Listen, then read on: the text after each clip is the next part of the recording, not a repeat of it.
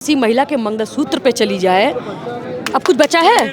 अब कुछ बचा है? बताइए, एक मंगलसूत्र पे भी नजर चली जा रही है, मतलब वो सब लूट ले जाएंगे। वो अपनी तरीका बता रहे कि मैं लूट ले जाऊंगा। नौजवान, युवान, किसान, महिला, अधिवक्ता, जितने भी तमाम समुदाय के लोग हैं, वो सारे समुदाय इंडिया गठबंधन को जिता रहे हैं और बीजेपी को पछाड़ रहे हैं। भाजपा की सरकार, हमारे देश के प्रधानमंत्री, उनके जितने सिपहसालार जाके एफिडेविट दे रहे हैं, बयान दे रहे हैं, कोविड से एक आदमी नहीं मरा। इससे ज़्यादा झूठ की क्या पराकाष्ठा पार कर सकती।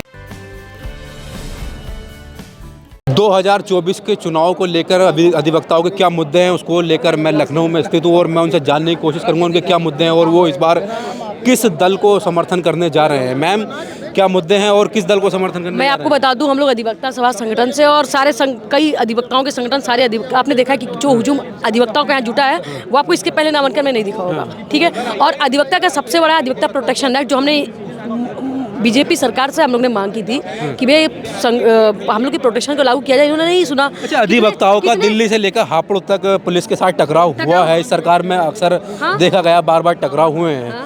तो क्या इस सरकार में अधिवक्ता समाज अपेक्षित? कोई सुनवाई नहीं, बिल्कुल पूरी उपेक्षित है, कोई सुनवाई नहीं है। अधिवक्ता मतलब इनके निल है।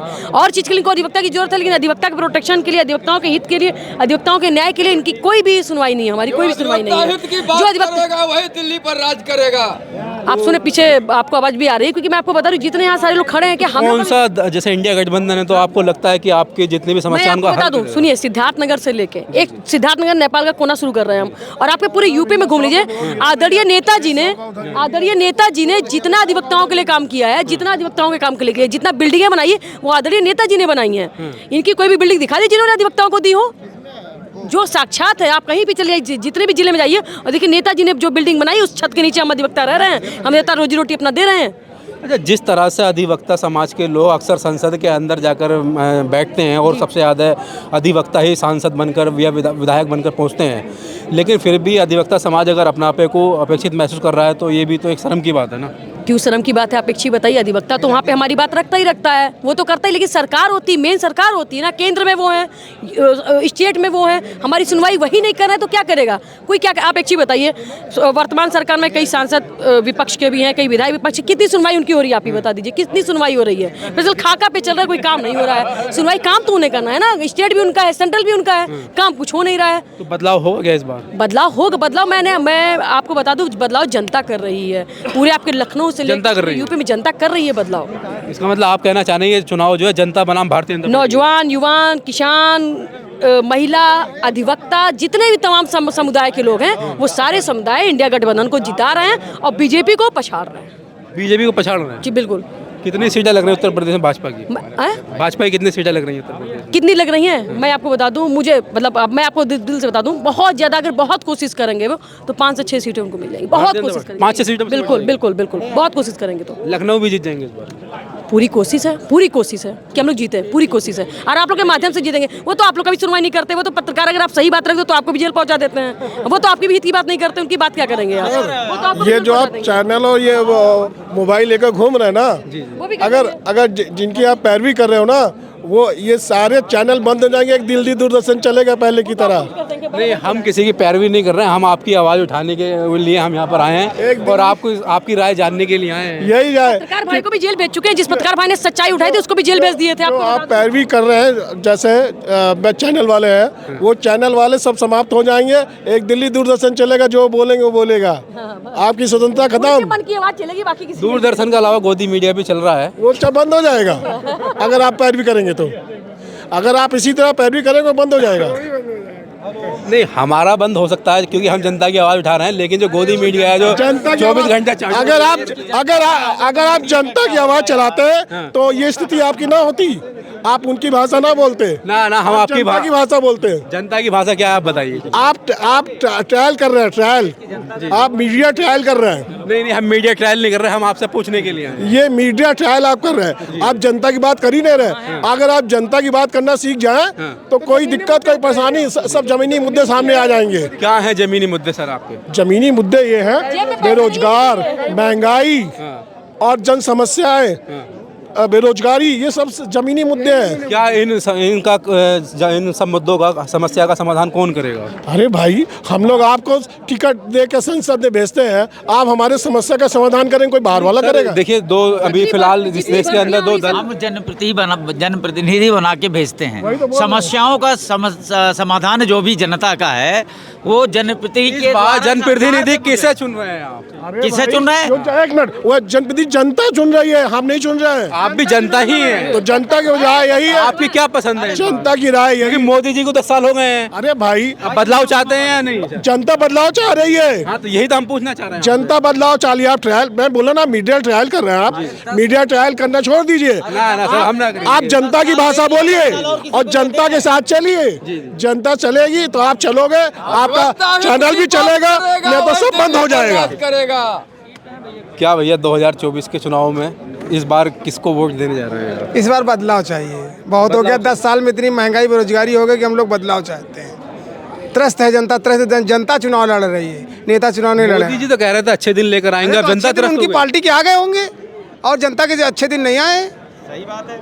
आप वो मोदी जी की बात कर रहे हैं, जनता की बात नहीं कर रहे हैं। मैं कह रहा हूँ 10 साल में मोदी जी पहले आए थे 2014 में, ये कहकर आए थे कि अच्छे दिन आएंगे और महंगाई हटेगी, गरीबी हटी हटेगी। महंगाई?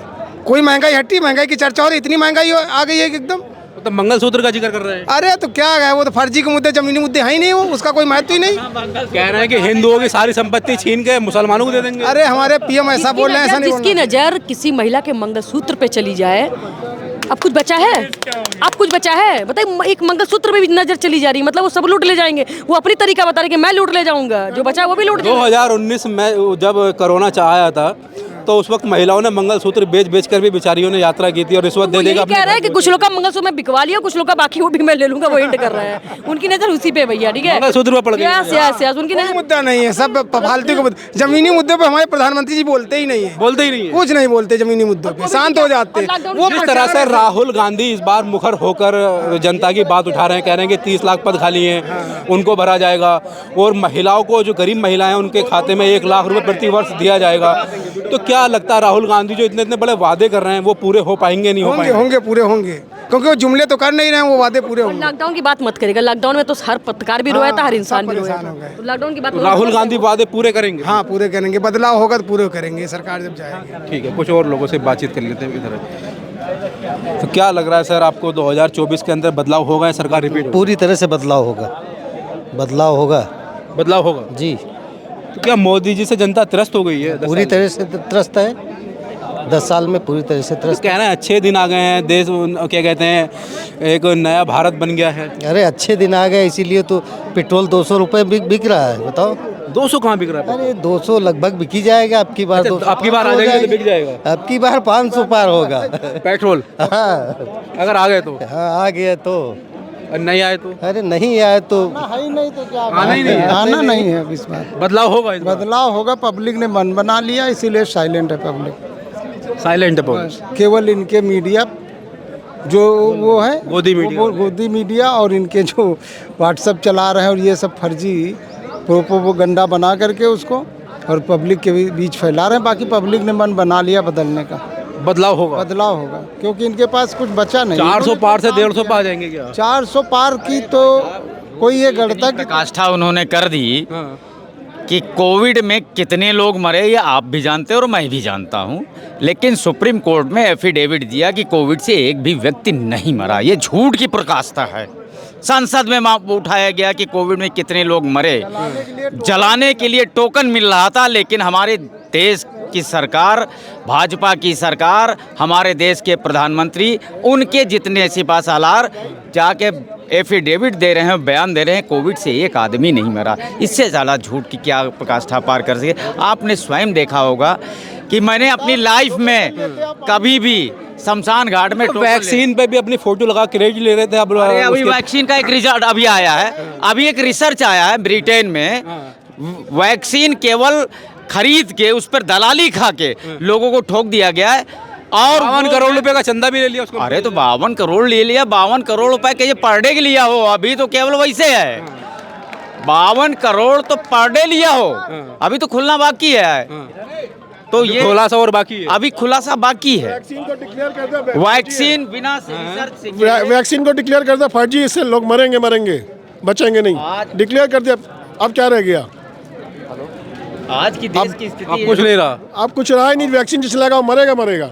हार्ट अटैक होगा। क्या लग रहा है सर, 2024 में बदलाव होगा, ये सरकार रिपीट होने जा रही है? 2024 में मेरा मानना है इंडिया गठबंधन की सरकार आनी चाहिए। अगर आनी देश को चाहिए। बचाना है तो। देश को बचाना है तो देश खतरे में लग रहा है आपको? नहीं, खतरे में तो नहीं लग रहा है, नहीं, आप कह रहे हैं ना बचाना है तो। लेकिन मतलब हमको पसंद नहीं है सरकार कुल मिला के। भाजपा की सरकार पसंद नहीं? बात ये नहीं है, बात सब पसंद सब है, लेकिन गरीब वही है जहाँ था, बल्कि और धरातल पे जा रहा है। गरीब वही है, बल्कि वो धरातल पे जा रहा है।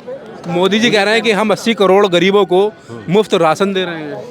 देखिए, मुफ्त राशन तो पहले भी मिलता था, ऐसा नहीं था कि मुफ्त राशन नहीं मिलता था। भले वो सस्ता ही 2, 4, 10, 20 रुपए में मिलता था तो वो भी मुफ्त ही था। वो कोई ऐसी बात तो नहीं थी कि मुफ्त नहीं था वो, ठीक है। लेकिन राशन देने से ही का देश विकास करेगा क्या? राहुल गांधी कह रहे हैं कि महिलाओं के खाते में 8,500 रुपये प्रति महीना दिया जाएगा और साल का 1 लाख रुपए दिया जाएगा। तो क्या लग रहा है इतना पैसा राहुल गांधी दे पाएंगे? क्यों नहीं दे पाएंगे? इस देश में जब 12,000 करोड़ रुपए लोग लेके भाग सकते हैं तो उतना पैसा महिलाओं के खाते में नहीं दे सकते क्या? कोई बहुत बड़ी बात है? मतलब आपका मानना है जो देश से लूट कर लोग भाग रहे हैं उनको रोका जाएगा और पैसा गरीबों में बांटा जाएगा? बांटा जाना भी चाहिए, यही होना भी चाहिए, ये होना ही चाहिए। बिल्कुल। भारतीय जनता पार्टी का भी मुद्दा था कि विश्व बैंक से सब पैसा आएगा, गरीबों में बांटा जाएगा, वो पैसा आया ही नहीं। जितना लोग लेके भागे हैं उतना अगर गरीबों में बांट दिया जाए तो 1 लाख क्या 2 लाख रुपया भी दे सकते हैं इस देश के लोगों को। पक चुकी है जनता, महिलाओं को 2 परिवर्तन चाह लाख रही है, परिवर्तन होगा। परिवर्तन होगा? हाँ, परिवर्तन होगा। फसल पक चुकी है, जरूरत भी है, ये नेचर भी है। कभी धूप, कभी गर्मी, कभी बरसात, परिवर्तन प्रकृति का नियम है। ये तो हमारा जनता तय करेगी। भागे हैं उतना दे दे तो 2 लाख रुपया दे सकते हैं साल में।